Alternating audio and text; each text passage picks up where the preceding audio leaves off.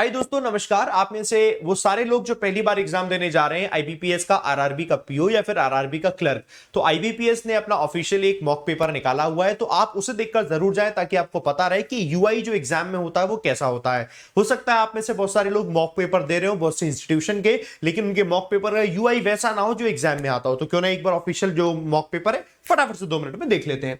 आप वेबसाइट पर आएंगे इस तरीके से, तो देखो आपको ये लाइन चलती हुई दिख रही होगी। आपको यहाँ इस लाइन में एक बार मैं रिफ्रेश कर देता हूं, इधर ऐसे करके लाइन दिख रही होगी। यहाँ पर ये लिखा हुआ आएगा सबसे पहला, जैसे पहला लिंक आ रहा है क्लिक हियर टू डाउनलोड, ये एडमिट कार्ड डाउनलोड करने के लिए होगा क्लर्क का एग्जाम जो आपका है, आरआरबी क्लर्क का, ठीक है। और उसके बाद ही आई थिंक अगली लाइन आने वाली है जो कि मॉक टेस्ट को लेकर है।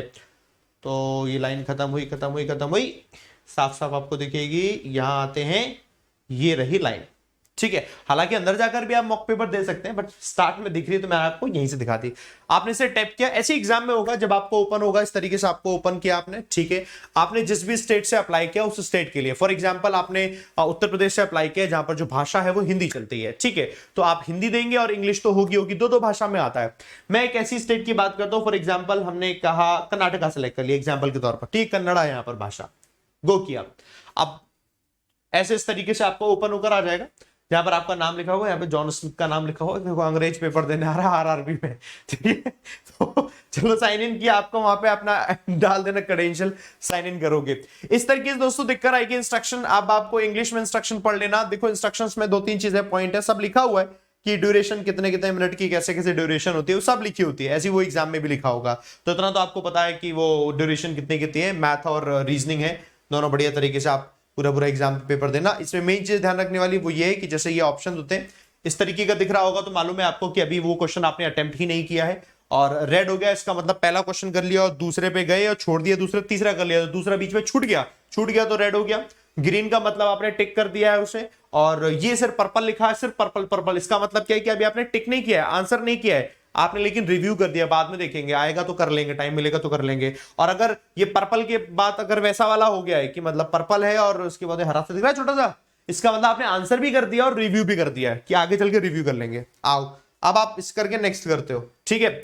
अब मैं दिखा दूं, यहां पर लिखा है चूज योर डिफॉल्ट लैंग्वेज, यहीं से आपको लैंग्वेज चूज करनी है। इंग्लिश हिंदी में पेपर देना है क्या, लिखा होगा वहीं पर, नहीं तो इंग्लिश कन्नड़ा है, इंग्लिश कोंकणी है। तो हमने फॉर एग्जांपल इंग्लिश हिंदी सबको पता ही है, इंग्लिश कन्नड़ा करके देखते हैं, एग्जांपल दिखा देता हूं मैं आपको। I am ready to begin कर देंगे, एक्सेप्ट कर लिया हमने टर्म्स एंड कंडीशन, ये रहेगी, सॉरी मैंने यहां टैप किया, ऐसे करके रेडी हो गया, ठीक है। ऐसे करके पेपर आपका ओपन हो जाएगा। तो कैसे करके दिखेगा मैं आपको दिखा देता हूं कि पेपर में एक जो क्वेश्चन है, क्वेश्चन एक साथ दिखता है। पहले ऊपर जो लाइन लिखी है वो इंग्लिश में लिखी हुई है पूरी की पूरी, उसके बाद वही जो भाषा जो आप चूज कर रहे हो दूसरी, दूसरी भाषा में भी लिखा होगा। और जब ऑप्शन में आओगे ना तो ऑप्शन में भी ऐसी है, जैसे रेड लिखा है तो ये कन्नड़ा में रेड लिखा होगा, मतलब ऑप्शन में भी दोनों एक साथ दिखे होंगे। थोड़ा सा ऐसा प्रॉब्लम इसलिए होता है कि आप स्क्रॉल अप स्क्रॉल डाउन करना पड़ता है ऐसे करके, ठीक है। माउस काम नहीं करेगा कि सोच रहे हो कि माउस होता है ना, माउस का ये गोल है, गोल से आप ऊपर नीचे आगे नीचे कर लोगे, इससे काम नहीं करेगा, आपको यहीं पर ही पकड़ना पड़ेगा, ऐसे करके इधर से ऐसे करना पड़ेगा। मतलब पहले से पता होगा तो आप कर लोगे, ये करके फायदा रहेगा। अब देखो यहाँ पर कैसे दिया, मैं आपको करके दिखाता हूँ। जैसे पहला क्वेश्चन है, ठीक है, इस पहले क्वेश्चन ने आपने क्या कर दिया, आपने देखा समझ नहीं आ रहा, ये आप कर दो mark for review and next, तो पर्पल हो गया, mark for review and next. अब आपने कहा नहीं ये आ गया, मैंने इसका आंसर किया, ये टिक कर दिया, mark for review and next, तो इसका मतलब मैंने आंसर तो कर दिया, ग्रीन हो गया, लेकिन मैं बाद में ध्यान रखूंगा, सोच लूंगा कि मेरे को देखना है, मेरे को याद रहेगा, ठीक है। अब आपने क्या किया, इसका आंसर ही कर दिया, ये ठीक है इसका आंसर है, और हमने सेव नेक्स्ट कर दिया तो हरा हो गया। अभी वो वाला छूटा हुआ है, वो वाला किया नहीं इसलिए रेड दिख रहा है, बाकी को अटेम्प्ट नहीं किया तो इसलिए दिख रहा है, बस आप कर लोगे आराम से। और देखो ऐसा नहीं होता है कि अगर आपने मार्क फॉर रिव्यू किया है तो ये अटेम्प्ट काउंट नहीं, सब काउंट होंगे, काउंट सारे होते हैं, मतलब अगर चूज किया आपने आंसर किया सारे काउंट होते हैं। तो ये दोस्तों एक बार देखकर चले जाने से थोड़ा सा आपको आइडिया रहता है। ये मैं उन लोगों के लिए बता रहा हूं दोस्तों जिन लोगों ने क्या है मॉक पेपर जो है नहीं दिया। आप ऐसे किया आपने, आपका टाइम खत्म हो गया, फॉर एग्जाम्पल कितने क्वेश्चन है, अरे हो गए, हाँ सबमिट कर दो, सबमिट हो गया,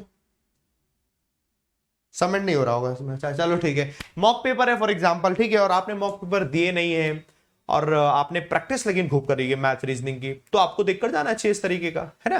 या फिर मॉक पेपर आपने दिए तो फॉर्मेट ऐसा नहीं था, जिस भी इंस्टीट्यूशन से आप तैयारी कर रहे थे कहीं से भी, तो आप लोगों को देखकर जाना चाहिए, ठीक है।